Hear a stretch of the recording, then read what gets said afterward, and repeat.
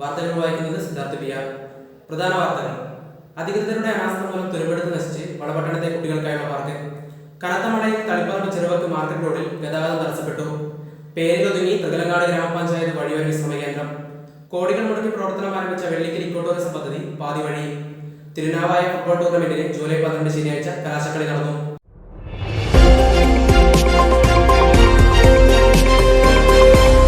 വാർത്തകൾ വിശദമായി.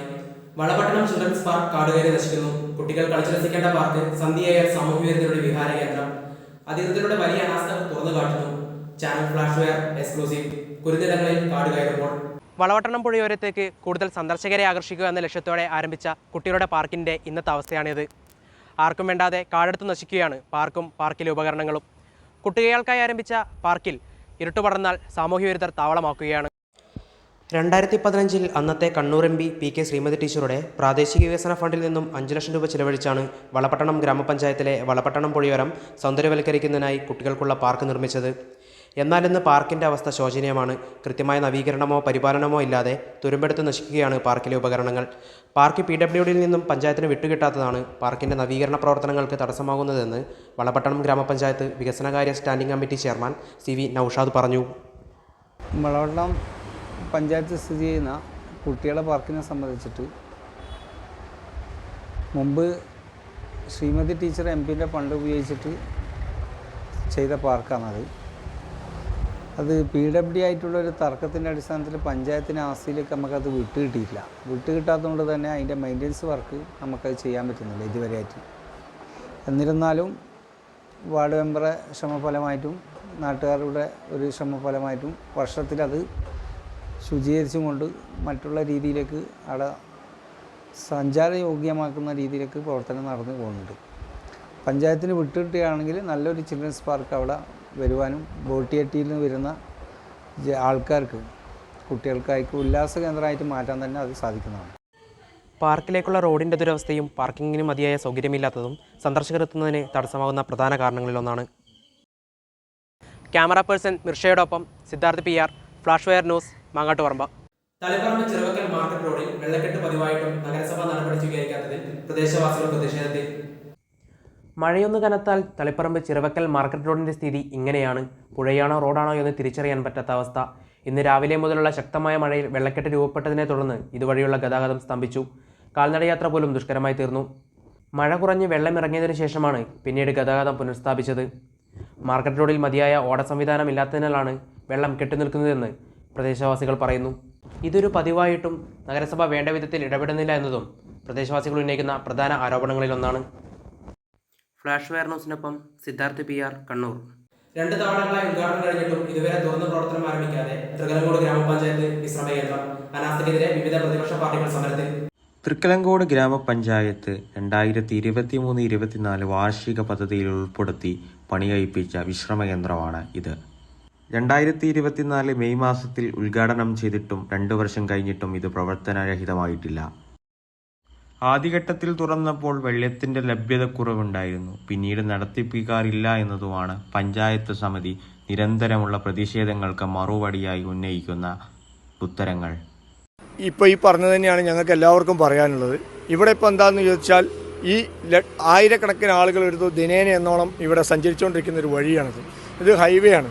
ഈ ഹൈവേയിൽ ഇത്രയും തിരക്ക് പിടിച്ച റോഡിൽ ഇങ്ങനെയൊരു സൗകര്യം ഉണ്ടാകുക എന്ന് പറഞ്ഞാൽ ജനങ്ങൾക്ക് എത്രയോ കാരുണ്യമായൊരു കാര്യമാണ്. ആ സംഗതിയാണ് ഇതേപോലെ അടഞ്ഞു കിടക്കുന്നത്. 5-ാം മാസത്തിൽ ഉദ്ഘാടനം കഴിഞ്ഞ ഈ സ്ഥാപനം യാതൊരു കാരണവശാലും ഇത് തുറക്കില്ല, അല്ലെങ്കിൽ അവർക്ക് ഉദ്ഘാടനം മാത്രമാണ് അവരുടെ ലക്ഷ്യം. അതിൽ എണ്ണം തയ്ക്കുക. ആ എണ്ണം എങ്ങനെയെങ്കിലും ബുക്കിൽ കയറ്റി ഇത്ര എണ്ണം ഉദ്ഘാടനം കഴിഞ്ഞു എന്ന് മാത്രമേ ഉള്ളൂ ഇവിടുത്തെ ഭരണസമിതിക്കുള്ള ഒരു തീരുമാനം. അതിലപ്പുറമായിട്ട് ജനങ്ങൾക്ക് ഉപകാരം ഉണ്ടാകണമെന്ന് ആർക്കുമില്ല. അതാണ് ഇവിടെ സംഭവിച്ചുകൊണ്ടിരിക്കുന്നത്. അല്ലെങ്കിൽ ഇത് പ്രവർത്തിക്കേണ്ട സമയം എന്നോ കഴിഞ്ഞു. ഒരു അടിസ്ഥാന സൗകര്യത്തിൽ ജലത്തിൻ്റെ ലഭ്യതയെങ്കിലും ഇവിടെ വരുത്തണ്ടേ? അത് സ്വാഭാവികമായിട്ടും ആദ്യം വേണ്ടത് അതല്ലേ. ജലത്തിൻ്റെ ലഭ്യത പോലും വരുത്താതെ ഈ വെള്ളം ടാങ്കിലടിക്കുന്ന സംവിധാനത്തോടു കൂടി ഒരു സംഭവം നടക്കുക എവിടെയെങ്കിലും മുന്നോട്ട് പോകുന്ന ചരിത്രമുണ്ടോ? അപ്പോൾ എന്താണ് വേണ്ടത്? ആദ്യം വേണ്ടത് ജലലഭ്യത. ആ ജലലഭ്യത ലഭ്യമാക്കാതെ ഒരു സ്ഥാപനം ഉദ്ഘാടനം ചെയ്യുന്നൊരു ബോർഡും വെച്ച് അതിൻ്റെ ഫ്രണ്ടിൽ അവരുടെ ഉദ്ഘാടകൻ്റെ പേരും എഴുതി വെച്ചുകൊണ്ട് സ്ഥാപനമാകുമോ? അതേ ഞങ്ങൾക്ക് ചോദ്യമുള്ളൂ.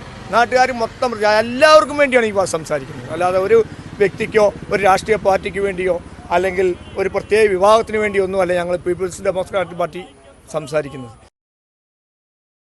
കോടികൾ മുടക്കി പണിതിട്ടും അവതാളത്തിലായി വെള്ളിക്കൽ ഇക്കോ ടൂറിസം. അധികൃതരുടെ അനാസ്ഥ മൂലം യാതൊരു തരം തിരിഞ്ഞുകാട്ടവുമില്ലാതെ ഈ പ്രദേശം തുടരുന്നു. കോടികൾ മുടക്കി പണിതിട്ടും അധികാരികളുടെ കെടുകാര്യസ്ഥത മൂലം അവതാളത്തിലായിരിക്കുകയാണ് വെള്ളിക്കൽ ഇക്കോ ടൂറിസം കേന്ദ്രം. ജില്ലാ ടൂറിസം പദ്ധതിയുടെ കീഴിൽ പ്രവർത്തനം ആരംഭിച്ച ടൂറിസം പദ്ധതികൾ ഇന്ന് കോടികളുടെ നഷ്ടത്തിലാണ്. 150ഓളം സോളാർ പാനലുകൾ തകർന്നു വെളിച്ചമില്ലാതെ പ്രദേശം ഇരുട്ടിൽ തപ്പുകയാണ്. നടപ്പാതകൾ, ഇരിപ്പിടങ്ങൾ, ഊഞ്ഞാലുകൾ എന്നിവ പൂർണ്ണമായും തകർന്ന അതീവ ശോചനീയാവസ്ഥയായിരിക്കുകയാണ് ഇന്ന്. നിരവധി സ്റ്റാളുകൾ, ബോട്ട് സവാരിക്കായി എത്തിച്ച ബോട്ടുകൾ എല്ലാം തകർന്ന കാഴ്ചയാണിന്ന്. കോവിഡ് കാലത്തുണ്ടായ പ്രതിസന്ധിയാണ് പ്രധാന കാരണമെന്ന് അധികൃതർ ചൂണ്ടിക്കാട്ടുന്നു. ഫിഷറീസ് വകുപ്പിന് കീഴിൽ പ്രവർത്തനം ആരംഭിച്ച പാർക്ക് വ്യൂ എന്ന ഭക്ഷണശാല ഇന്ന് തുരുമ്പി ദ്രവിച്ചു കാട് മൂടിക്കിടക്കുന്ന അവസ്ഥയാണ്. വലിയ വിജയകരമായി ആരംഭിച്ച ഈ പദ്ധതിയുടെ നഷ്ടക്കണക്കുകൾ ഇങ്ങനെ ഒട്ടേറെയുണ്ട്. ഇതിപ്പം വീഡിയോ ഒന്നും കാണാനില്ല. ഉള്ളതെല്ലാം പൊട്ടിപ്പൊളിഞ്ഞു പോയി. ലൈറ്റെല്ലാം പിന്നെ ഇത് ഉപ്പുവെള്ളമാണ്.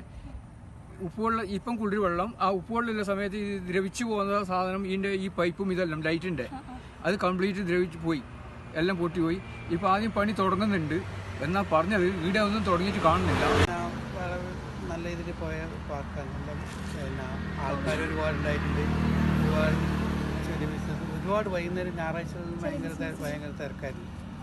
അങ്ങനെ ഇവിടെ പിന്നെ സോളാർ ലൈറ്റ് അങ്ങനെ ഒരുപാട് ലൈറ്റുകൾ. അപ്പോൾ രാത്രി വരുമ്പോൾ വെളിച്ചങ്ങൾ ഇവിടെ രാത്രി ബാറ്ററിയിൽ മോഷ്ടിച്ച് സർക്കാരിൻ്റെ തന്നെ മൊത്തം ഇവിടെ അനാസ്ഥയായി. അങ്ങനെ ഇത് ആർക്കും വേണ്ടാതൊരു സ്ഥലമായി. ഇപ്പോൾ വൈകുന്നേരമായ സാമൂഹിക വിദ്യരും മറ്റേ അങ്ങനെയുള്ളതായിട്ടാണ് ഇവിടെ. ഒട്ടേറെ വികസന സാധ്യതകളുള്ള വെള്ളിക്കൽ ഇക്കോ ടൂറിസം പാർക്കിൻ്റെ നവീകരണത്തിനും വികസനത്തിനുമായി പുതിയ നാൾ വഴികൾ തുറക്കുമെന്ന് പ്രതീക്ഷിച്ചുകൊണ്ട് ക്യാമറമാൻ സിദ്ധാർത്ഥിനോടൊപ്പം ഹഫീഫ റിപ്പോർട്ട് ചെയ്യുന്നു. Flash wear, Kannur.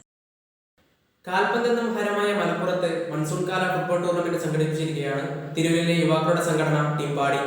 ടൂർണമെന്റിന്റെ കലാശക്കളി ജൂലൈ 12 ശനിയാഴ്ച തിരുനാവായ സ്പോർട്സ് സിറ്റിയിൽ വെച്ച് നടന്നു. ഈ മൺസൂൺ കാലത്തും കാൽപന്തിനെ ഒരു ഹരമായി കാണുന്ന മലപ്പുറത്ത് 3 ദിവസമായി തിരുനാവായ കോൾ ഓഫ് സ്പോർട്സ് സിറ്റിയിൽ നടന്നു വന്നിരുന്ന 1ാമത് അഖില Kerala sevens flood light football ടൂർണമെൻറ്റിന് ജൂലൈ 12 ശനിയാഴ്ച കലാശക്കളി നടന്നു. തിരുനാവായ പരിധിയിലെ ടീം പാടി കുറ്റൂരിൻ്റെ ആഭിമുഖ്യത്തിലായിരുന്നു ടൂർണമെൻറ്റ് സംഘടിപ്പിച്ചിരുന്നത്. 16 ടീമുകളായിരുന്നു ഈ മൺസൂൺ കാല ടൂർണമെൻറ്റിൽ പങ്കെടുത്തത്. Pre quarter, quarter, semi final, final എന്നീ രീതിയിലായിരുന്നു മത്സരം സംഘടിപ്പിച്ചിരുന്നത്. ഫൈനലിൽ ആസ്റ്റൺ വില്ല താനൂരും ATK ബ്രദേഴ്സ് തൂവക്കാടുമായിട്ടായിരുന്നു മത്സരം. ഇതിൽ ഏകപക്ഷീയമായ 2 ഗോളുകൾക്ക് ATK brothers Thoovakkad Aston villa താനൂരിനെ പരാജയപ്പെടുത്തുകയായിരുന്നു. വിജയികൾക്ക് 1ാം സമ്മാനം 15,000 രൂപ ക്യാഷ് പ്രൈസും 2ാം സമ്മാനം 8,000 രൂപ ക്യാഷ് പ്രൈസുമായിരുന്നു നൽകിയത്. ടൂർണമെന്റിന്റെ അവസാനത്തിൽ എക്സ് കൗൺസിലർ കാൻഡിഡേറ്റായ അബ്ദുള്ള കുട്ടി സംസാരിച്ചു. ആശങ്കയിലോടുന്ന പുളിപ്പറമ്പ് റോഡുകൾ. ദേശീയപാത നിർമ്മാണവുമായി ബന്ധപ്പെട്ടുണ്ടായ മണ്ണിടിച്ചിൽ യാത്ര ദുസ്സഹമാകുന്നു. വാർത്തകൾ വിശദമായി കാണാം. പുളിപ്പറമ്പിൽ നിന്നും ഹഫീഫ തയ്യാറാക്കിയ റിപ്പോർട്ടിലേക്ക്. ദേശീയപാത നിർമ്മാണവുമായി ബന്ധപ്പെട്ട് ഇരുവശത്തും ആഴത്തിൽ മണ്ണെടുത്തതിനെ തുടർന്ന് തളിപ്പറമ്പ് പുളിമ്പറമ്പ് വഴിയുള്ള ഗതാഗതം ഭീതി പടർത്തുന്നു. മഴ അധികരിക്കുന്ന സാഹചര്യത്തിൽ ചെറിയ തോതിൽ ഇടിഞ്ഞു താഴുന്ന മണ്ണുകൾ റോഡിൻ്റെ തന്നെ വൻ തകർച്ചയിലേക്ക് വഴിവെക്കുന്ന വിധം ദുസ്സഹമായി മാറിയിരിക്കുന്നു. തുടർന്ന് റോഡുകൾ താൽക്കാലികമായി അടച്ചിടുകയും ചെയ്തു. എന്നാൽ സുരക്ഷാ മുൻകരുതലിൻ്റെ ഭാഗമായി അതുവഴിയുള്ള ഗതാഗതം പൂർണ്ണമായി നിരോധിക്കുക എന്നത് അസാധ്യം കൂടിയാണ്. സ്വകാര്യ ബസ്സുകൾ, സ്കൂൾ ബസ്സുകൾ പോലുള്ള വലിയ വാഹനങ്ങൾക്ക് സഞ്ചരിക്കാൻ മറ്റൊരു യാത്രാമാർഗം ഇല്ലാത്തതാണ് ഒരു പ്രധാന വെല്ലുവിളി. ഈ പ്രശ്നത്തെ മറികടക്കാൻ അധികാരികളുടെ ഭാഗത്തു നിന്നും വേണ്ട നടപടികൾ ലഭിക്കുന്നില്ല എന്നത് നാട്ടുകാരുടെ ഭാഗത്തു നിന്നും വൻ പ്രതിഷേധത്തിന് ഇടയാക്കി. തുടർന്ന് ദേശീയപാത അധികൃതരും മുനിസിപ്പാലിറ്റിയും ചേർന്ന് നടന്ന ചർച്ചയിൽ റോഡുകൾക്ക് ഇരുവശത്തും കോൺക്രീറ്റ് പാകി താൽക്കാലിക മുൻകരുതലുകൾ സ്വീകരിച്ചെങ്കിലും ഭീതി ഒഴിഞ്ഞില്ല. മഴ കനക്കുന്ന സാഹചര്യത്തിൽ മണ്ണിടിച്ചിൽ രൂക്ഷമാകുന്നത് വലിയ പ്രതിസന്ധി സൃഷ്ടിക്കുന്നു. ഞാണിന്മേൽ സഞ്ചാരം എന്നതാണ് ഇവിടുത്തെ ഇപ്പോഴത്തെ സാഹചര്യം. വളരെ ഭീതിയുടെയും ആശങ്കയോടും കൂടിയാണ് ഇതിലൂടെ വാഹനങ്ങൾ കടന്നു പോകുന്നത്. വലിയൊരു അപകടമായി മാറുന്നതിന് മുമ്പ് ഇതിനെതിരെ കൃത്യമായ പ്രതിവിധി ഉടൻ വേണമെന്നതാണ് യാത്രികരുടെയും നാട്ടുകാരുടെയും ഒന്നടങ്കമുള്ള ആവശ്യം. ക്യാമറമാൻ സിദ്ധാർത്ഥിനോടൊപ്പം ഹഫീഫ റിപ്പോർട്ട് ചെയ്യുന്നു. Flash wear, Kannur. ഇനിയൊരു ഇടവേള.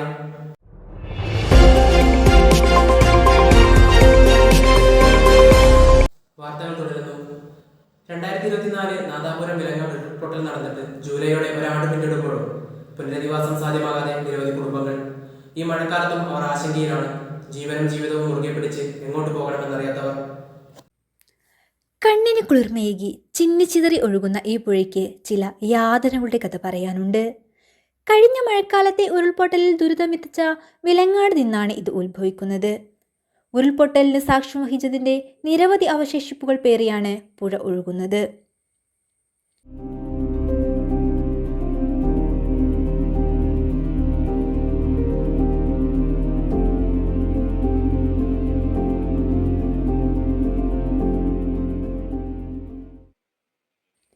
നാട്ടുകാരിൽ ചിലരുടെ പെട്ടെന്നുള്ള ഇടപെടൽ മൂലമാണ് വൻ ആളപായം ഒഴിവായത്.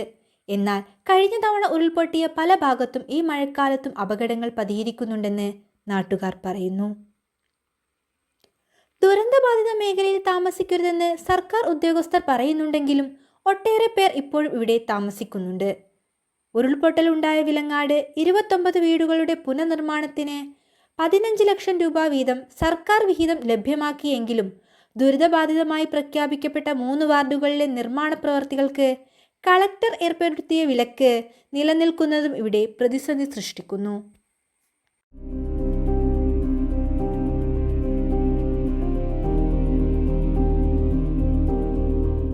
വിലങ്ങാട് പോലുള്ള ഒരു മലയോര പ്രദേശത്തും ഇത്തരം ഒരു ദുരിതം ഇനി ആവർത്തിക്കാതിരിക്കട്ടെ. മഴക്കെടുതി ശക്തിപ്പെടുമ്പോൾ തന്നെ കൃത്യമായ കാലാവസ്ഥാ അറിയിപ്പുകൾ ലഭിക്കുവാനും നാട്ടുകാർക്ക് സുരക്ഷിത സ്ഥാനത്തേക്ക് മാറുവാനുമുള്ള അവസരം ലഭ്യമായി മലയോര മേഖല ഇനിയൊരു ദുരന്തത്തിന് സാക്ഷിയാവാതിരിക്കട്ടെ. ക്യാമറ പേഴ്സൺ സിദ്ധാർത്ഥിനൊപ്പം അനോഷിമ CK. രാജ്യത്തെ നടുക്കിയ പൂക്കിപ്പറമ്പ് ബസ് അപകടം നടന്നിട്ട് ഇന്നേക്ക് 24 വർഷം തികയുന്നു. 2001 മാർച്ച് 11-നാണ് 44 പേരുടെ ജീവൻ പൊലിയാനിടയായ ബസ് അപകടം നടന്നത്. ഗുരുവായൂരിൽ നിന്നും തലശ്ശേരിയിലേക്ക് വരികയായിരുന്ന പ്രണവ് ബസ്സാണ് അപകടത്തിൽപ്പെട്ടത്. 2001 മാർച്ച് 11-നാണ് പൂക്കിപ്പറമ്പ് അമിത വേഗതയിലെത്തിയ ബസ് ദേശീയപാത 17 കോഴിച്ചനയിലെ ഇറക്കത്തിൽ വെച്ച് ഷാഫ്റ്റ് ഒടിഞ്ഞ് നിയന്ത്രണം വിട്ട് കാറിലിടിക്കുകയും തുടർന്ന് മറിയുകയും ചെയ്തത്. അപകടം നടന്നതിന് പിന്നാലെ ബസ് പൂർണ്ണമായും അഗ്നിക്കിരയാകുകയും ചെയ്തു. മാവൂർ സ്വദേശിയായ സിനിമ സീരിയൽ നാടക നടൻ ശ്രീനിലയം മോഹനന്റെ കുടുംബത്തിലെ 5 പേർ ഉൾപ്പെടെ 44 പേരാണ് അന്ന് വെന്തു മരിച്ചത്. മരിച്ചവരിൽ ഭൂരിഭാഗവും സ്ത്രീകളായിരുന്നു. ബസ് മറിഞ്ഞ ഉടൻ തന്നെ ഡീസൽ ടാങ്കിൽ തീ പിടിച്ചതാണ് ബസ് പൂർണ്ണമായി കത്തിനശിക്കാൻ കാരണമായത്. ബസ് മറിഞ്ഞപ്പോൾ ഇരുവശത്തെയും വാതിലുകൾ അടിയിൽപ്പെട്ടതോടെ രക്ഷാപ്രവർത്തകർക്ക് അപകടത്തിൽപ്പെട്ടവരെ രക്ഷിക്കാനാകാത്ത സ്ഥിതിയുണ്ടായി. ഓർമ്മയിലുള്ള കാര്യം, ഞാനും എൻ്റെ ഭർത്താവും ചോറും തിന്ന് ഉച്ച നേരത്ത് അവിടെ ഇരിക്കുകയാണ്. അപ്പോൾ ഒരു സൗണ്ട് കേട്ട് കോഴിച്ചൻ്റെ ഭാഗത്ത് നിന്ന് വണ്ടി വരുന്നത്. അപ്പോൾ എന്താ ശബ്ദിച്ചിട്ട് ഞങ്ങൾ നിന്നപ്പോൾ ഞങ്ങൾ കോട്ടേഴ്സിലാണ് താമസിക്കുന്നത്, റോഡിൻ്റെ വക്കത്താണ്. അങ്ങനെ ശബ്ദം കേട്ട് അവിടെ വന്ന് ഞങ്ങളുടെ മുമ്പിൽ വന്ന് വണ്ടി മറിഞ്ഞ് ഞാൻ എൻ്റെ ഭർത്താവും ആൾക്കാരൊക്കെ ഓടി ചെന്ന് മുകളിൽ കത്തി ഉയർന്ന്. അപ്പോൾ എല്ലാവരും കൂടി ചെന്ന് കുറച്ച് ആൾക്കാരെ രക്ഷപ്പെടുത്തി, കുറച്ച് ആൾക്കാർക്ക് അതിൻ്റെ ഉള്ളിൽ കൂടി ചാടി ഇതായി. ഒരാൾ ഇങ്ങനെ ഉണ്ട് വസ്ത്രം കത്തിക്കൊണ്ട് ഞങ്ങളെ കോട്ടേഴ്സിൻ്റെ മുറ്റത്തേക്ക് വന്ന്. അങ്ങനെ എൻ്റെ ഭർത്താവ് കൊണ്ട് അതിൻ്റെ തലമക്കൂടി കുറച്ച് വെള്ളം ഒഴിച്ചപ്പോൾ അതിൻ്റെ തൂരിയൊക്കെ കീപ്പിട്ടുണ്ട് പോന്ന്. അങ്ങനെ കണ്ടമാനം ജനങ്ങൾ അന്ന് കത്തി മരിച്ചു. 2 ദിവസം കഴിഞ്ഞാൽ ഒരു ആളെ കൈ അതിൻ്റെ ഉള്ളിൽ നിന്ന് സ്വന്തം മുട്ടിൻ്റെ തീപ്പെട്ട് കിട്ടി. അങ്ങനെ ഒരുപാട് രംഗങ്ങൾ ഉണ്ടായി കണ്ട്. പിന്നെ സമാധാനത്തിൽ ഒന്നും ഞങ്ങൾക്ക് പറയാനറിയില്ല, ബേജാറ് കിടന്നിട്ട്. അപകടം നടന്ന ദിവസത്തെ അനുഭവങ്ങൾ പ്രദേശവാസിയായ കുഞ്ഞാത്തുട്ടി നിറകണ്ണുകളോടെയായിരുന്നു നമ്മളോട് പറഞ്ഞത്. പൂക്കിപ്പറമ്പ് ബസ് ദുരന്തം കേരളത്തിൽ വലിയ ചർച്ചയ്ക്കാണ് വഴിയൊരുക്കിയത്. അതിനുശേഷമാണ് എമർജൻസി എക്സിറ്റ് ഡോറുകൾ എന്ന ആശയം എല്ലാ ബസ്സുകളിലും നിർബന്ധമാക്കിയത്. Flash Wire, Malappuram. തലശ്ശേരി മത്സ്യമാർക്കറ്റിന് സമീപം മാലിന്യങ്ങൾ നിക്ഷേപിക്കുന്നത് തുടർക്കഥയാകുന്നു. മാലിന്യ നിക്ഷേപത്തെ തുടർന്ന് സമീപത്തെ മതിലും തകർന്നു വീഴാനായ അവസ്ഥയിലാണ്.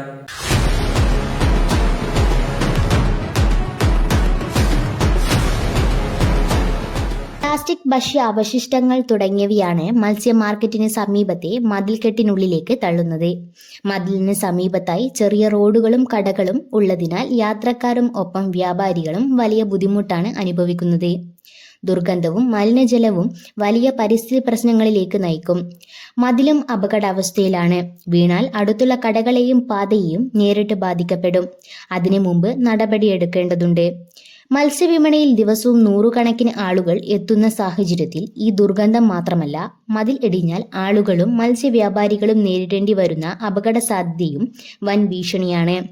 അടിയന്തരമായി ശുചിത്വ പ്രവർത്തനങ്ങൾ നടത്തുകയും മതിലിനെ സംരക്ഷിക്കുകയും ചെയ്യണമെന്നാണ് വ്യാപാരികളുടെ ആവശ്യം. മാലിന്യത്തിൻ്റെ കാര്യത്തിൽ ഇപ്പോൾ നഗരസഭ നല്ല ഇപ്പോൾ കടൽപ്പാലത്തിൻ്റെ അവിടെ ക്യാമറ വെച്ച് ഇപ്പോൾ നന്നായി വർക്ക് ചെയ്യുന്നുണ്ട്. അതുപോലെ മാർക്കറ്റിലെ ടീമുകളും എല്ലാം നന്നായി വർക്ക് ചെയ്യുന്നു. ഇപ്പോൾ പോർട്ടിൻ്റെ സ്ഥലത്ത് ദൂരത്ത് നിന്ന് ആൾക്കാർ വന്നിട്ട് ഈ കല്യാണ വീട്ടിലെ വേസ്റ്റുകൾ അത് നമ്മളൊന്നും ഇല്ലാത്ത സമയത്ത് പാതിരാക്ക് 1 മണിക്ക് എല്ലാം ആൾമാറയത്താണ് ഇതെല്ലാം ചെയ്യുന്നത്. അതിന് വേണ്ട നടപടി അവിടെ ഒരു ക്യാമറ എത്രയും പെട്ടെന്ന് മുനിസിപ്പാലിറ്റി നിർമ്മിക്കണമെന്ന് വിനീതമായി പറയുന്നു. പുതുമയും പഴമയും ഒത്തിണങ്ങി സഞ്ചാരികളെ ആകർഷിക്കുന്ന ഊട്ടി റെയിൽവേ സ്റ്റേഷന്റെ അതിമനോഹരമായ കാഴ്ചകളിലേക്കാണ് ഇനി നമ്മുടെ യാത്ര. ഊട്ടിയിൽ നിന്നും മിർഷ തയ്യാറാക്കിയ റിപ്പോർട്ടിലേക്ക്. നമസ്കാരം പ്രിയപ്പെട്ടവരെ, ഊട്ടിയിലെ മനോഹരമായ റെയിൽവേ സ്റ്റേഷനിലാണ് നമ്മളുള്ളത്. വളരെയധികം പ്രാചീന കാലം മുതൽ തന്നെ ഈ റെയിൽവേ സ്റ്റേഷൻ അതിമനോഹരമാണ്. സഞ്ചാരികൾ വിവിധ ഇടങ്ങളിൽ നിന്നുള്ള സഞ്ചാരികളാണ് ഇവിടെ ദിനം പ്രതി എത്തിക്കൊണ്ടിരിക്കുന്നത്. അഥവാ ഉദകമണ്ഡലം എന്നാണ് ഈ റെയിൽവേ സ്റ്റേഷന്റെ പേര്. മേട്ടുപാളയം കൂന്നൂർ റൂട്ടിലാണ് ഇത് ഉള്ളത്. നിലവിൽ ഒരുപാട് സഞ്ചാരികൾ ഇവിടെ എത്തുന്നുണ്ട്. നിലവിൽ നല്ല ഒരു ഹിൽ സ്റ്റേഷനായ ഊട്ടിയിലെത്തുന്ന ഓരോ സഞ്ചാരികളുടെയും ഒരു ഇഷ്ടകേന്ദ്രം കൂടിയാണ്. ഊട്ടി മലയാളിക്ക് എന്നും ഒരു വികാരമാണ്. ആ വികാരത്തോട് ചേർന്ന് നിൽക്കുന്ന പേര് കൂടിയാണ് ഉദകമണ്ഡലം റെയിൽവേ സ്റ്റേഷൻ അഥവാ ഊട്ടി റെയിൽവേ സ്റ്റേഷൻ. ഈ ട്രെയിൻ പാലത്തിലൂടെ ജീവിതത്തിൽ ഒരിക്കലെങ്കിലും നമ്മളൊന്ന് യാത്ര ചെയ്യണം. അത്രമേൽ മനോഹരമാണ് ഇവിടെയുള്ള കാഴ്ചകളെല്ലാം. ബ്രിട്ടീഷുകാർ ഉപയോഗിച്ച പല വസ്തുക്കളും ഇവിടെ സൂക്ഷിച്ച ഒരു മ്യൂസിയവും ഇതിന് സമീപത്ത് തന്നെയുണ്ട്. 1854 കാലഘട്ടത്തിൽ ബ്രിട്ടീഷുകാരാണ് റെയിൽവേയുടെ നിർമ്മാണം ആരംഭിച്ചത്. സമുദ്രനിരപ്പിൽ നിന്ന് 330 മീറ്റർ ഉയരത്തിലുള്ള മേട്ടുവാളയത്തിൽ നിന്ന് 46 കിലോമീറ്റർ അകലെയുള്ള ഊട്ടിയിലേക്കാണ് തീവണ്ടി സഞ്ചരിക്കുന്നത്. പഴയ കാലത്തുള്ള ഒരു റെയിൽവേ സ്റ്റേഷൻ പോലെയൊക്കെ തോന്നി എനിക്ക്. ഇങ്ങനത്തെ റെയിൽവേ സ്റ്റേഷൻ ഇവിടെ മാത്രമേ ഉള്ളൂ, വേറെ എവിടെ ഞാൻ കണ്ടിട്ടില്ല. വേറെ എക്സ്പീരിയൻസ് തന്നെയാണ്, നല്ല അഭിപ്രായം തന്നെ. ഇങ്ങനെ ഇടയ്ക്ക് വരാറുണ്ടോ ഇങ്ങോട്ടൊക്കെ? ഇതിന്റെ 3ാമത്തെ വരവാണ് അവിടെ. ഞാനും എന്റെ ഫ്രണ്ടും കൂടി ഇങ്ങോട്ട് വന്നിരുന്നു. ഇതിന്റെ 3ാമത്തെ വരവാണ് അവിടെ. വന്നാൽ വീണ്ടും വീണ്ടും വരാൻ തോന്നുന്നു. അതാണ് ഇതിന്റെ പ്രത്യേകത. ഊട്ടിയിലെത്തുന്ന സഞ്ചാരികൾക്ക് എല്ലാ സമയത്തും നവ്യാനുഭവം പകരുന്ന ഒരു ഓർമ്മയാണ് ഈ റെയിൽവേ സ്റ്റേഷൻ. നിലവിൽ ഊട്ടിയിലെത്തുന്ന സഞ്ചാരികളുടെ ഇഷ്ട വിനോദ കേന്ദ്രങ്ങളിൽ ഒന്നാണ് ഈ റെയിൽവേ സ്റ്റേഷൻ. ഇവിടെ ട്രെയിൻ കയറാനും അതിലുപരി ഇവിടെ കാണാനും ഒക്കെ നിരവധി പേരാണ് ദിനം പ്രതി ഇവിടെ എത്തുന്നത്. ഊട്ടിയിൽ നിന്ന് ക്യാമറാമാൻ ഫവാസിനോടൊപ്പം. കൊടുമുടിയേക്കാൾ ഉയരെ സ്വപ്നം കാണുന്ന ചില മനുഷ്യരുണ്ട്. അതിർവരമ്പുകളൊന്നും അവർക്ക് തടസ്സം സൃഷ്ടിക്കാറില്ല. തയ്യൽ ജോലി ചെയ്ത് സ്വപ്നങ്ങൾ തുന്നിച്ചേർത്ത് സ്വപ്നയാത്രകൾ യാഥാർത്ഥ്യമാക്കുന്ന 59-കാരിയെ പരിചയപ്പെടാം. കണ്ണൂരിൽ നിന്നും അനോഷിമ തയ്യാറാക്കിയ റിപ്പോർട്ടിലേക്ക്. നേപ്പാൾ ചൈന അതിർത്തിയിലെ എവറസ്റ്റ് ബേസ് ക്യാമ്പിലേക്ക് തൃച്ചംബരത്തെ തയ്യൽക്കാരി കഴിഞ്ഞ ഫെബ്രുവരിയിൽ ഒറ്റയ്ക്കൊരു യാത്ര പുറപ്പെട്ടു. 9 ദിവസം കൊണ്ട് -16 ഡിഗ്രിയിൽ 5364 കിലോമീറ്റർ ദൂരം നടന്നു കയറി. തയ്യൽ ജോലിയിൽ നിന്ന് കിട്ടിയതിൻ്റെ ഒരു പങ്ക് യാത്രയ്ക്കായി മാറ്റിവെച്ചാണ് യാത്ര ചെയ്തത്. പാസ്പോർട്ട് എടുത്തിട്ട് കുറേ വർഷമായി. അപ്പോൾ ഈ വർഷം മാർച്ചിലാണ് എൻ്റെ കാലാവധി തീരുന്നത്. അപ്പോൾ ഞാൻ മക്കളോട് പറഞ്ഞു, മക്കളെ എനിക്ക് എവിടെയെങ്കിലും ഒരു ഫോറിൻ രാജ്യത്ത് പോകണം. അപ്പോൾ അവർ പറഞ്ഞു, അമ്മ എന്നെ നോക്കിക്കോ, ബജറ്റ് ഫ്രണ്ട്ലി ആയിട്ടുള്ള രാജ്യം ഏതാ നോക്കിക്കോ, അമ്മ പോയിക്കോ എന്ന് പറഞ്ഞു. അങ്ങനെ നോക്കുമ്പോൾ തായ്ലൻഡ് ആയിരുന്നു ഒരു ബജറ്റ് ഫ്രണ്ട്ലി രാജ്യം, മനസ്സിലായി. അങ്ങനെ തായ്ലൻഡിലേക്ക് പോകാൻ നോക്കിയപ്പോൾ പാക്കേജ് നോക്കിയപ്പം പിന്നെ ഞാൻ ഉദ്ദേശിച്ച സ്ഥലങ്ങളൊന്നും അവർ കവർ ചെയ്യുന്നില്ല. അപ്പം ഞാൻ എന്നെ പോലെയുള്ള എൻ്റെ ഫ്രണ്ട്സിനോട് ഞാൻ ചോദിച്ചു. അപ്പോൾ അവരെൻ്റെ അടുത്ത് പറഞ്ഞു, അയ്യോ അങ്ങനെ പെണ്ണുങ്ങളൊന്നും അങ്ങനെ ഒറ്റയ്ക്ക് പോകാൻ പാടില്ല എന്ന് പറഞ്ഞു. അപ്പോൾ പിന്നെ അതൊരു നിരാശ പോലെ ആയി. പിന്നെ ഞാൻ എൻ്റെ മക്കളോട് ചോദിച്ചു, ഞാൻ ഒറ്റയ്ക്ക് പോയിക്കോട്ടെ എന്ന്. അപ്പോൾ മക്കൾ എന്താ പറയണ്ടേ, 100% അവർക്ക് സമ്മതമായിരുന്നു. അമ്മ ഒറ്റയ്ക്ക് പോയിക്കോ, ഒരു പ്രശ്നമില്ല, നമുക്ക് ഒറ്റയ്ക്ക് പോയി സൂപ്പറായി തിരിച്ചു വരാൻ പറ്റുമെന്ന് പറഞ്ഞു. അപ്പോൾ അവരുടെ ആ ധൈര്യത്തിൻ്റെ പുറത്താണ് പിന്നെ ഞാൻ ഒറ്റയ്ക്ക് പോകാൻ തീരുമാനിച്ചത്. എങ്ങനെ ഈ യാത്രകൾ സാധ്യമാകുന്നു എന്ന് ചോദിച്ചാൽ സ്വപ്നങ്ങളെല്ലാം യാഥാർത്ഥ്യമാക്കാനുള്ളതാണെന്നാണ് വാസന്തിയുടെ മറുപടി. ഈ ജൂണിലാണ് ചൈന വൻമതിൽ കാണാൻ പോയത്. ഇനി വൈകാതെ തന്നെ അടുത്ത സ്വപ്നമായ അന്റാർട്ടിക്കയിലെത്തുമെന്നും വാസന്തി ഉറപ്പു നൽകും.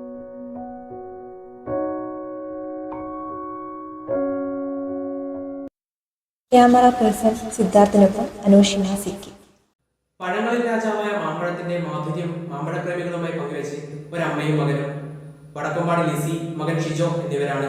കാണാം അവന്തിക തയ്യാറാക്കിയ റിപ്പോർട്ടിലേക്ക്.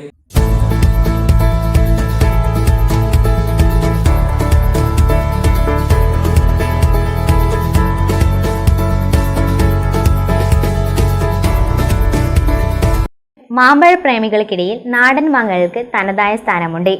ജൈവ രീതിയിൽ പഴുപ്പിച്ചെടുക്കുന്ന ഇത്തരം നാടൻ മാമ്പഴങ്ങൾക്ക് ഡിമാൻഡും കൂടുതലാണ്. ഒരു വ്യാഴവട്ടത്തിലധികമായി തലശ്ശേരിക്കാരെ മാമ്പഴ രുചിയുടെ ലോകത്തേക്ക് കൈപിടിച്ച് നടത്തുകയാണ് വടക്കുംപാട്ടെ ലിസിയും മകൻ ഷിജോയും. വിവിധയിടങ്ങളിൽ നിന്നും ശേഖരിക്കുന്ന വൈവിധ്യമാർന്ന മാമ്പഴങ്ങൾ ജൈവികമായി പഴുപ്പിച്ചാണ് വിൽപ്പന നടത്തുന്നത്. ഇവരെ തേടി സ്ഥിരമായി എത്തുന്ന ഉപഭോക്താക്കൾ ഏറെയാണ്. നാടൻ മാമ്പഴങ്ങളിൽ തനതായ ഗന്ധവും രുചിയുമുള്ള കുറ്റ്യാട്ടൂർ മാങ്ങകളാണ് ആദ്യം ഇവർ വിൽപ്പനയ്ക്കെത്തിച്ചത്. ഇന്ന് 13 സ്റ്റാളുകളിലായി 40ഓളം തരം മാങ്ങകൾ വിൽപ്പന നടത്തുന്നുണ്ടെന്ന് ഇവർ പറയുന്നു. ഞാനും എൻ്റെ മോനും കൂടെ നടത്തുന്നതാണ്. നമ്മൾ 13 വർഷമായി തലശ്ശേരിയിൽ സ്റ്റേഡിയത്തിൻ്റെ അടുത്ത് ഞാൻ എത്തിക്കുന്നത്. എൻ്റെ മോൻ പല സ്റ്റാളുകളിൽ ഇങ്ങനെ മാങ്ങ എത്തിച്ചു കൊടുക്കുന്നത് നമ്മുടെ തന്നെ സ്റ്റാളുകളുണ്ട്.